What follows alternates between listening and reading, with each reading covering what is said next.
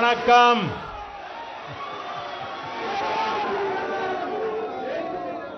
आप सभी को पोंगल के पर्व की अनेक अनेक शुभकामनाएं।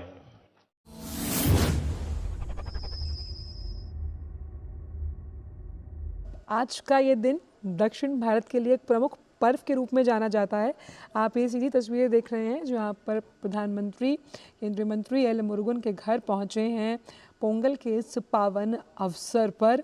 और पोंगल का ये पर्व 4 दिनों तक चलता है और इसमें किस तरह से गुड़ और चावल को उबाल कर सूर्यदेव को चढ़ाया जाता है, ये तमाम जो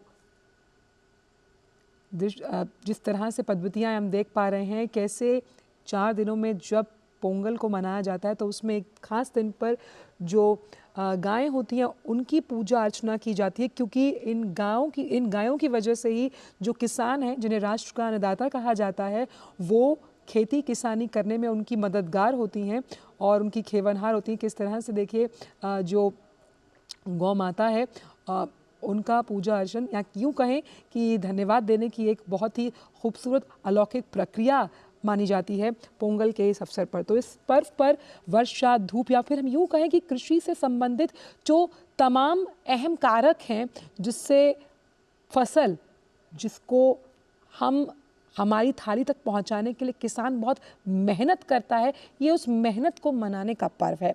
और किस तरह से आप देख रहे हैं कि गुड़ में चावल को उबालकर जिस तरह से सूर्य भगवान को चढ़ाया जाता है, इस प्रसाद को ही असल में अगर हम कम शब्दों में सही मायने आर्थिक स्वरूप दें तो उसे पोंगल कहा जाता है। तो इस वर्ष भी प्रधानमंत्री हम देख रहे हैं कि फसलों की कटाई से जुड़े इस उत्सव पोंगल को मनाने के लिए केंद्रीय मंत्री एल मुरुगन के घर पहुंचे हैं और गौ माता को यहाँ पर उनको धन्यवाद दिया जा रहा है, क्योंकि किसान के लिए गौ माता का बहुत अहम महत्व होता है, ख़ास तौर पर जब फसलों की जुताई की जाती है। और 4 दिन तक चलने वाले पोंगल के इस पर्व में ये माना जाता है कि ये तमिल नववर्ष की शुरुआत होती है और प्रकृति से मिलते हुए जो ये उम्मीद है मीठे और स्वादिष्ट हम कह सकते हैं चावल का जो पोंगल है वो किस तरह दिलों में खुशहाली, सद्भाव और भाईचारे का प्रतीक भी है। तो अगर हम इसको ऐसे समझें कि इस त्यौहार का पहला दिन भोगी पोंगल के रूप में जाना जाता है और जिस तरह से तमाम जो पूजा पद्धतियाँ हैं उनको समय अनुसार उनका निर्वहन किया जाता है, वहीं पोंगल पर्व के दूसरे दिन सूर्य भगवान को और तीसरे दिन माट्टू पोंगल और चौथे दिन कन्नम पोंगल के रूप में इसे मनाया जाता है। भाव यही है कि जिस तरह से जब हम हमारी थाली में खाना खाते हैं, ऐसे ही जो राष्ट्र का अन्नदाता है किसान, उसके चेहरे पर हमेशा खुशी रहे, इसीलिए कृषि से संबंधित तमाम जो अहम कारक हैं उनको भी धन्यवाद देने का ये अहम दिन है। पारंपरिक रूप से ये पर्व जो है वो संपन्नता का प्रतीक माना जाता है, जिसमें सुख और समृद्धि के लिए वर्षा, धूप, खेतीहर मवेशियों की आराधना की जाती है। वणक्कम।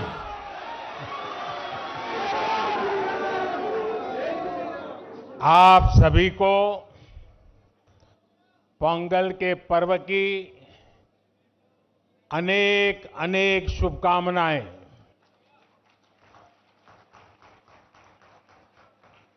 इनिय पोंगल नल्ला अड़तुक्कल।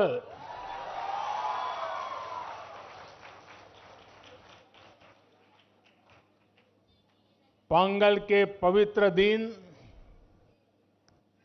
तमिलनाडु के हर घर से पोंगल धारा का प्रवाह होता है। मेरी कामना है उसी तरह आपके जीवन में भी सुख, समृद्धि और संतोष की धारा का प्रवाह निरंतर होता रहे।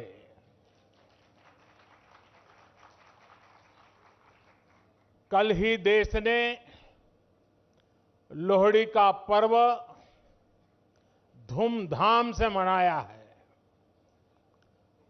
कुछ लोग आज मकर संक्रमण उत्तरायण मना रहे हैं, कुछ लोग शायद कल मनाएंगे। माघ बिहू भी बस आने ही वाला है। मैं इन सभी पर्वों की सभी देशवासियों को बहुत बहुत बधाई देता हूं, शुभकामनाएं देता हूं। साथियों, यहां मुझे मेरे कई परिचित चेहरे नजर आ रहे हैं। पिछले साल भी हम सब तमिल पुथांडु के अवसर पर यहां मिल चुके हैं। मैं मुरुगन जी को धन्यवाद देता हूं कि उन्होंने मुझे इस अद्भुत आयोजन का हिस्सा बनने का अवसर दिया। ये ऐसा है जैसे मैं अपने परिवार और दोस्तों के साथ कोई उत्सव मना रहा हूं। साथियों, संत तिरुवल्लुवर ने कहा है, तल्ला विलयुलुम तक्कारुम तालिवल्ला चेवरुम सेवर्द नाडु, यानी अच्छी फसल, पढ़े लिखे व्यक्ति और ईमानदार व्यापारी, ये तीनों मिलकर राष्ट्र निर्माण करते हैं। तिरुवल्लुवर जी ने पॉलिटिशियन का उल्लेख नहीं किया है। ये हम सबको संदेश है। पोंगल पर्व में ताजी फसल को भगवान के चरणों में समर्पित करने की परंपरा है। इस पूरी उत्सव परंपरा के केंद्र में हमारे अन्नदाता, हमारे किसान है। और वैसे भी भारत का हर त्योहार किसी न किसी रूप में गांव से, किसानी से, फसल से जुड़ा हुआ होता है। मुझे याद है, पिछली बार हमने इस बारे में भी चर्चा की थी कि कैसे हमारे मिलेट्स या श्री अन्न तमिल संस्कृति से जुड़े हुए हैं। मुझे खुशी है कि सुपर फूड को लेकर देश में और दुनिया में एक नई जागृति आई है। हमारे बहुत सारे नौजवान मिलेट्स, श्री अन्न को लेकर नए स्टार्टअप शुरू कर रहे हैं और ये स्टार्टअप्स आज बहुत पॉपुलर हो रहे हैं। श्री अन्न के उत्पादन से हमारे देश के 3 करोड़ से अधिक छोटे किसान जुड़े हुए हैं। हम श्री अन्न को प्रमोट करते हैं तो सीधे सीधे ये 3 करोड़ किसानों का भला होता है। साथियों, पोंगल के अवसर पर तमिल महिलाएं अपने घर के बाहर कोलम बनाती है। सबसे पहले वो आटे का इस्तेमाल करके जमीन पर कई डॉट्स बनाती है और एक बार जब सारे डॉट्स बन जाते हैं तो हर एक का एक अलग महत्व होता है। ये तस्वीर ही मन लुभाने वाली होती है, लेकिन कोलम का असली रूप तब और वैभवशाली हो जाता है जब ये सभी डॉट्स मिला दिए जाते हैं और बड़ी कलाकृति बनाकर इसमें रंग भरा जाता है। हमारा देश और उसकी विविधता भी कोलम के जैसी है। जब देश का कोना कोना एक दूसरे से भावात्मक रूप से जुड़ता है तो हमारी शक्ति एक अलग रूप दिखाती है। पोंगल का पर्व भी एक ऐसा ही पर्व है जो एक भारत श्रेष्ठ भारत की राष्ट्र भावना को दर्शाता है। बीते समय में काशी तमिल संगमम और सौराष्ट्र तमिल संगमम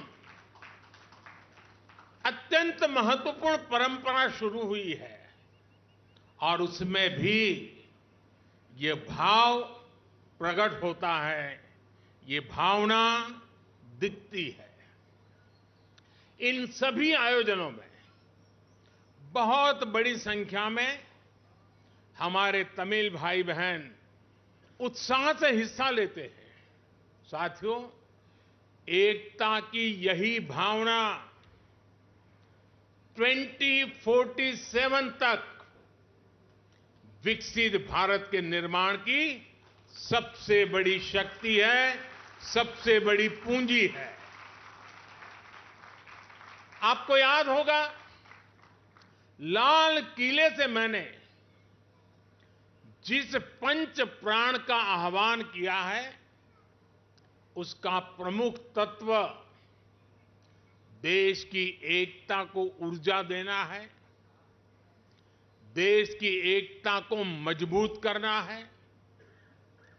पोंगल के इस पावन पर्व पर हमें देश की एकता को सशक्त करने का संकल्प दोहराना है।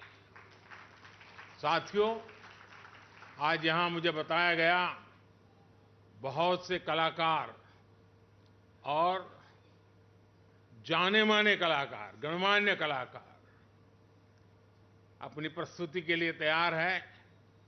आप सब भी इंतजार करते होंगे, मैं भी इंतजार करता हूं। ये सभी कलाकार राजधानी दिल्ली में तमिलनाडु को जीवंत बनाने वाले हैं।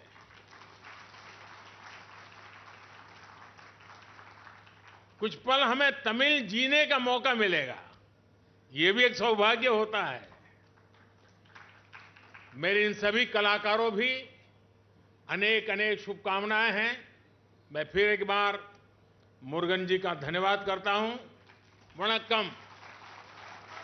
इस वीडियो को शेयर कीजिए फेसबुक पर, व्हाट्सएप पर, यूट्यूब पर। जल्द मिलते हैं अगले वीडियो में। तब तक के लिए आप सबका इस वीडियो के अंत तक बने रहने के लिए दिल से धन्यवाद।